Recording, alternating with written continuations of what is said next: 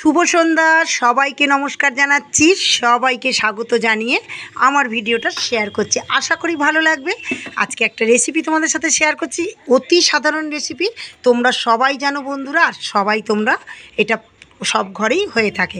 তাও যেহেতু আমি আজকে করেছি, তাই তোমাদের সাথে আমি এই রেসিপিটা শেয়ার করছি। চলো, এঁচোড়ের কোপ্তা কারি কীভাবে করলাম সেটাই তোমাদের সাথে দেখাচ্ছি। কোনো জিনিস যদি বাদ যায় যেটা আমি এখানে দিইনি, তোমরা কিন্তু জানাবে কিন্তু বন্ধুরা অবশ্যই। আর দেখো, এঁচোড়টা কিন্তু আমি আগেই সেদ্ধ করে নিয়েছি, বেশ করে কুকারে সেদ্ধ করে নিয়ে একটু মেখে নিয়েছি, আবার ভালো করে আমি মেখে নেব। আর দিয়ে দিলাম আমি হলুদ গুঁড়ো, কাশ্মীরি লঙ্কার গুঁড়ো, আর দিয়ে দিলাম চালের গুঁড়ো 2 চামচ দিয়ে দিলাম চালের গুঁড়ো, আর বেসনও দিয়ে দেবো 2 চামচ, একটু মিষ্টিও দিয়ে দেবো, কাঁচা লঙ্কা কুচি দেবো। বেসনটা দিয়ে দিলাম। এইবার দিয়ে দিলাম একটু গরম মশলা,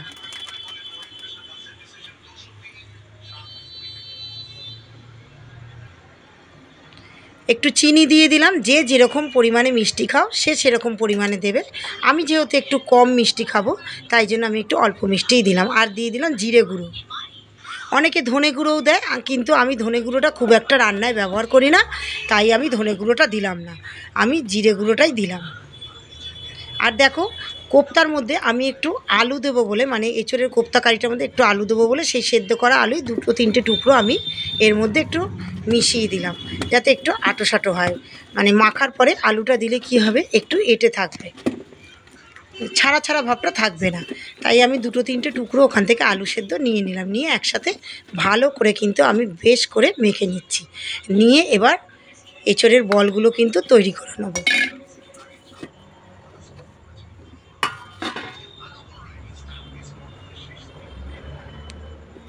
একটা একটা করে আমি তৈরি করে নিচ্ছি, নিয়ে তারপর আমি কড়াইতে তেল দেবো।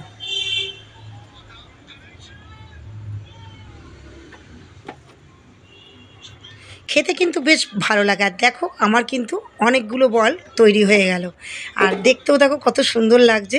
অনেক সময় কিন্তু এগুলো শুধু ভাজাও কিন্তু খেতে ভালো লাগে। এইবার আমি কড়াইতে তেল দেবো, একটু ময়দা ওপরে ছড়িয়ে দিচ্ছি যাতে আমার একটু ধরতে সুবিধা হয়, কেননা খুব নরম তো, মানে আর একটু ভেঙে যাওয়ার চান্স থাকে।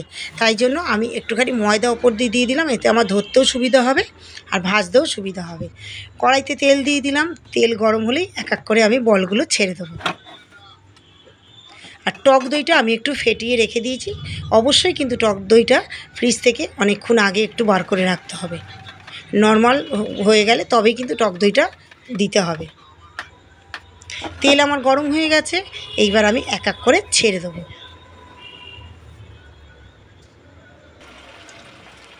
দেখো, প্রথমে 5খানা ছেড়েছি, যাতে একটার গায়ে একটা না লেগে যায়, তাই প্রথমে আমি অল্পই ছাড়লাম।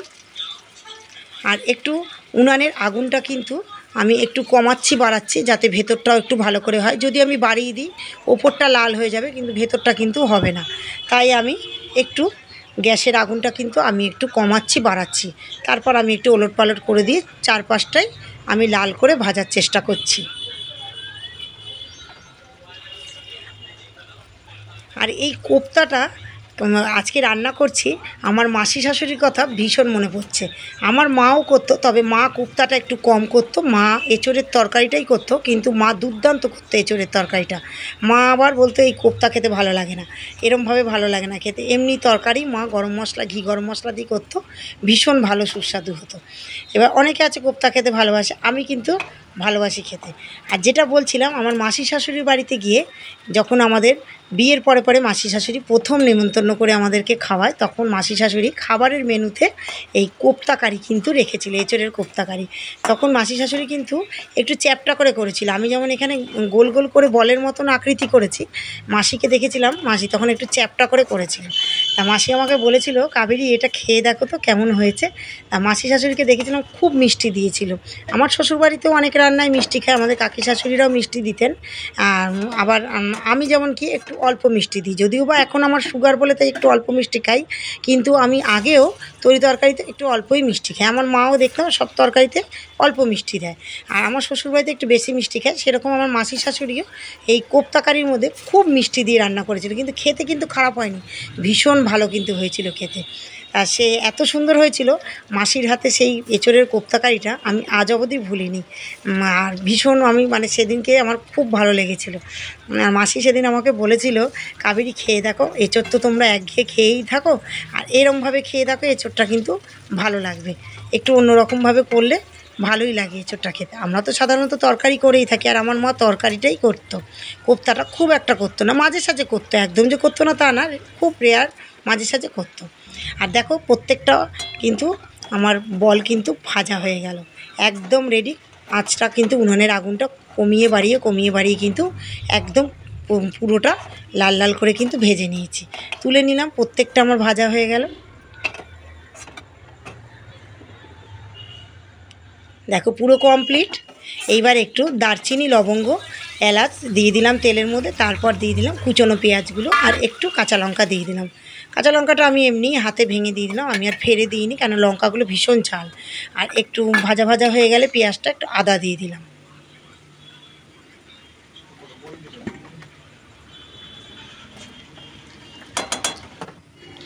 নুন দিয়ে দিলাম, কিন্তু আদাটাও দিয়ে দিলাম, নুনও দিয়ে দিলাম।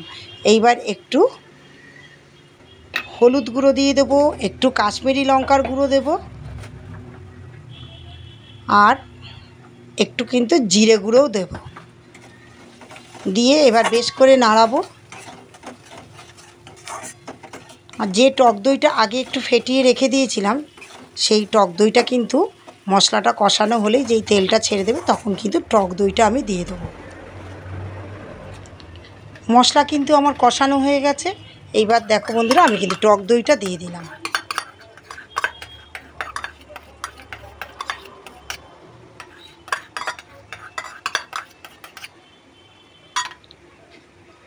টক দইটা দিয়ে কিন্তু আবার একটু নাড়িয়ে নেব।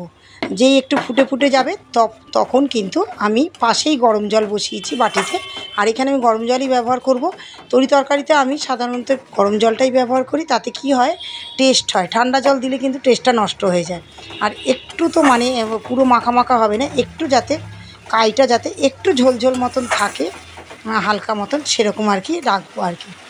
আর পাশে গরম জল করে নিয়েছি। আর যে আলুগুলো আমি ভেজে রেখেছিলাম, সেই আলুগুলো কিন্তু এবার দিয়ে দেবো। কিছু আলু আমি ওই এঁচোড়টা মাখার সময় কিন্তু দিয়েছিলাম, আর কিছু আলু, ভাজা আলুগুলো আমি এবার এর মধ্যে দিয়ে দেবো।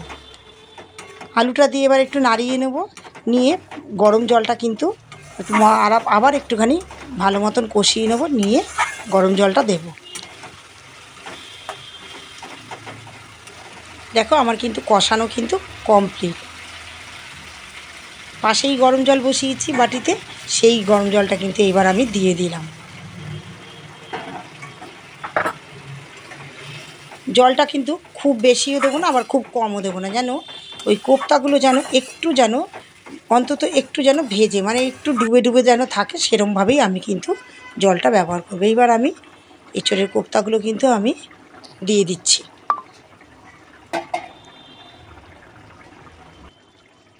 দেখো আমার কিন্তু ফুটে গেছে, একদম কমপ্লিট, শেষের দিকে প্রায়। এবার আমি ঘি দিয়ে দিচ্ছি, তারপর দেব গরম মশলা। আর যে যেরকম মিষ্টি খাবে, আবারও বলছি, সে সেরকম পরিমাণে মিষ্টি ব্যবহার করবে। আমি এখানে একটু মিষ্টি দেবো, আবারও মিষ্টি দেবো, কিন্তু অল্প দেবো। এবার দিয়ে দেবো একটু গরম মশলা। ঘি আর গরম মশলা কিন্তু একসাথে দিলে কিন্তু রান্নায় কিন্তু ভীষণ টেস্ট হয়। যেমন বাঁধাকপিতে, এমনিও এঁচোড়ের তরকারি যখন করি, তখনও কিন্তু ঘি গরম মশলা দিয়েই করি, খুব কিন্তু টেস্ট হয়। দেখো গরম মশলা দিয়ে দিচ্ছি, আমি মিষ্টি তো দিয়েই দিলাম। তাহলে আমার প্রায় শেষের দিকে আমার কিন্তু এঁচোড় কোপ্তাকারি একদম রেডি। এবার কিন্তু পরিবেশনের অপেক্ষা। কি বন্ধুরা, কেমন লাগলো তোমরা কিন্তু জানাবে অবশ্যই। তোমাদের মতন কি পারলাম করতে?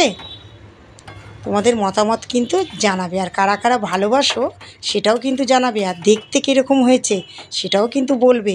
তাহলে আমার ভিডিওটা এখানেই শেষ করছি। এঁচোড় কোপ্তাকারি একদম রেডি, এবার খালি খাবার অপেক্ষা। চলো আজকের মতন টাটা, ভিডিওটা এখানেই শেষ করলাম, পরের ভিডিও নিয়ে চলে আসবো। সবাই ভালো থেকো, টাটা।